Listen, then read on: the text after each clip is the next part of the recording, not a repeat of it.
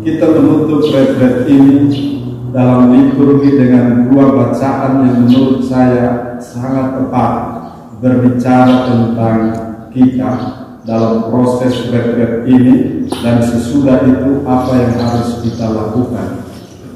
Bacaan pertama dari Rasul Paulus, surat Rasul Paulus kepada jemaat di Roma bab 7. Kalau kita baca bab 7 itu memang sangat menarik karena Paulus mengungkapkan pergumulannya sebagai seorang manusia yang rapuh.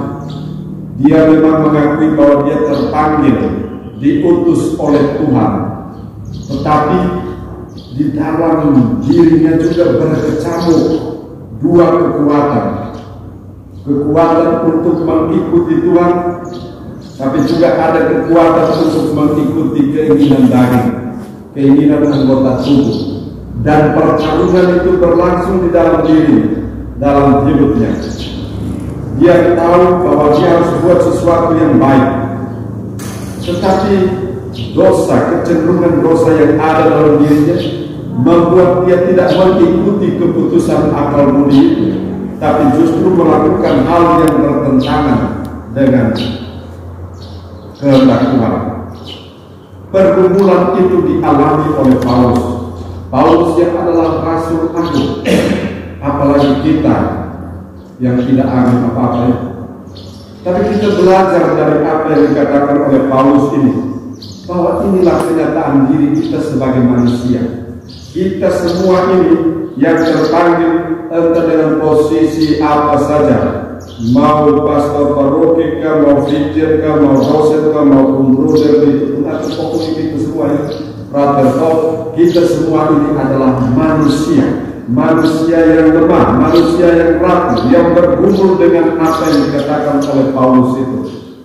Perenungan kita hari-hari dalam hari-hari retret ini sudah membuka satu wawasan untuk kita, untuk menyadari pertama-tama menerima diri apa adanya. Kita belajar realistis seperti Paulus yang mengakui bahwa di dalam dirinya juga ada pertarungan itu, sehingga dia dengan sepenuh hati berjuang untuk mengelola diri dengan bijaksana. Memang ada pertarungan di dalam dirinya antara kekuatan yang menjerumuskan dia ke dalam dosa dengan kekuatan Allah yang membawa dia kepada kebaikan, kepada keselamatan. Dia berjuang untuk selalu memilih yang terbaik, memilih yang membawa dia kepada keselamatan, bukan saja untuk dirinya tetapi juga untuk orang-orang yang dilayani. Tetapi dia mencatat di sini tentang kenyataan pergumulan manusiawi itu, dan kita belajar dari apa yang dikatakan oleh Paulus ini, bahwa kita manusia, kita orang-orang terpanggil ini, kita ini adalah bejana-bejana tanah liat. Kita rapuh. Karena itu pertama-tama kita mesti belajar terima diri kita apa adanya. Kita bersyukur bahwa Tuhan yang memanggil kita ini, kita yang model seperti ini, model kadang-kadang di tanah kau kiri kanan gitu, tapi Tuhan percayakan tugas yang suci yang berat ini untuk kita, dan ini luar biasa. Kita mesti bersyukur kepada Tuhan. Kita terima diri kita apa adanya, dan kita belajar dari Paulus itu untuk selalu melihat diri, mengoreksi diri. Maka di dalam renungan-renungan itu kita melihat discernment, mawas diri, refleksi diri, autokritik. Itu yang dilakukan oleh Paulus dalam bacaan pertama Paulus. Maka kita juga belajar untuk selalu melihat diri. Sebelum melihat dan menilai orang lain, kita kritisi diri kita lebih dulu. Renungan-renungan sabda Allah yang kita gumuli selama ini adalah cermin yang dipasang di muka kita yang ganteng ini untuk selalu lihat. Ya, muka ini memang ganteng, bersih dan sebagainya, kotor ke kiri kanan.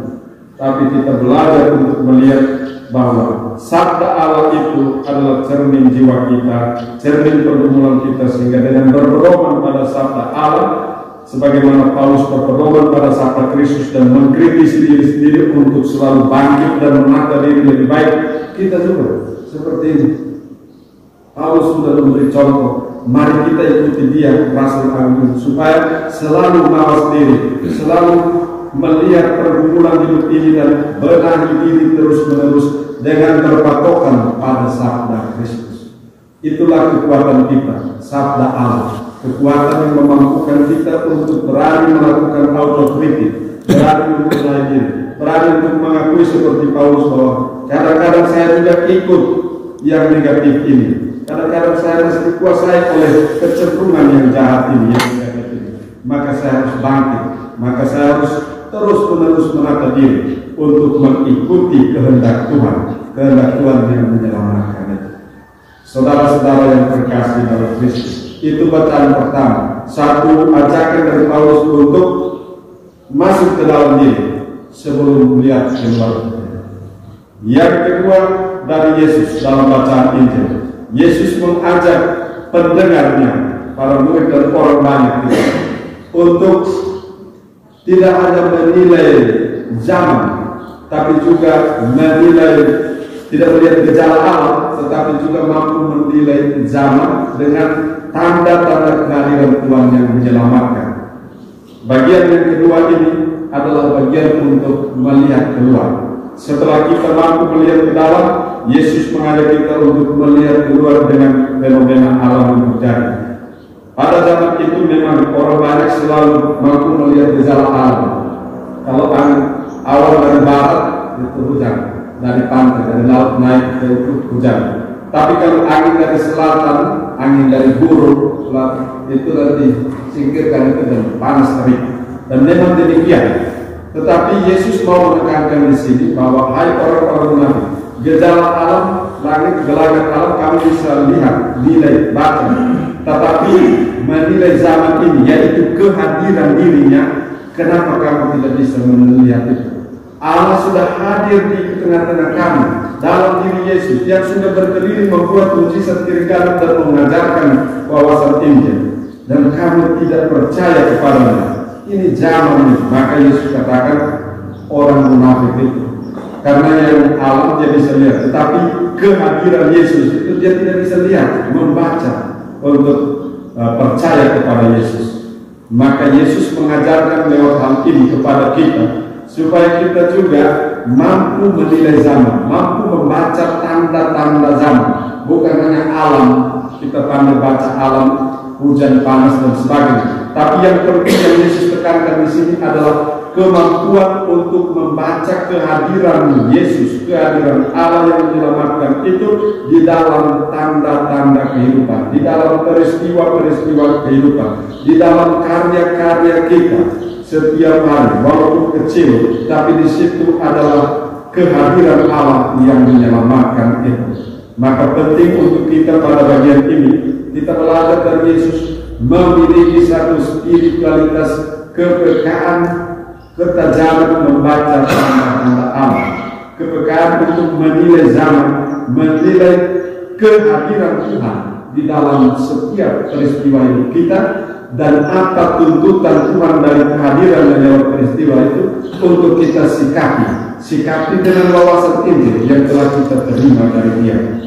Maka di dalam perutusan kita kembali dari tempat ini, kita diutus untuk mampu membaca tanda-tanda zaman, membaca tanda-tanda kehadiran Tuhan di dalam bidang karya kita masing-masing. Lalu kalau Tuhan ada di sana, apa yang saya harus buat untuk kebaikan pelayanan kita, untuk orang-orang yang kita layani, untuk semua orang yang kita dipercayakan Tuhan kepada kita, untuk tugas tanggung jawab yang Tuhan percayakan kepada kita. Barangkali kita tidak langsung berhadapan dengan orang, tapi berhadapan dengan kertas-kertas, berhadapan dengan pacul, berhadapan dengan tomat-tomat, berhadapan dengan, tapi di situ sebenarnya kita hadir juga untuk membawa berkat bagi sesama melalui karya yang Tuhan percayakan kepada kita. Marilah dengan kedua bacaan ini kita diajak untuk pertama melihat ke dalam, menata diri kita, autokritik, lalu kedua melihat keluar dan ikut ambil bagian. Karena kita diutus untuk hadir di tengah zaman yang berubah ini, untuk menghadirkan kasih Allah, menghadirkan Kristus. Kita baca semua itu, lalu kita diutus untuk menghadirkan berkat bagi sesama, bagi semua di dalam karya-karya kita di dunia ini. Semoga dari sisi internal maupun eksternal ini kita tetap menjadi berkat bagi sesama dimanapun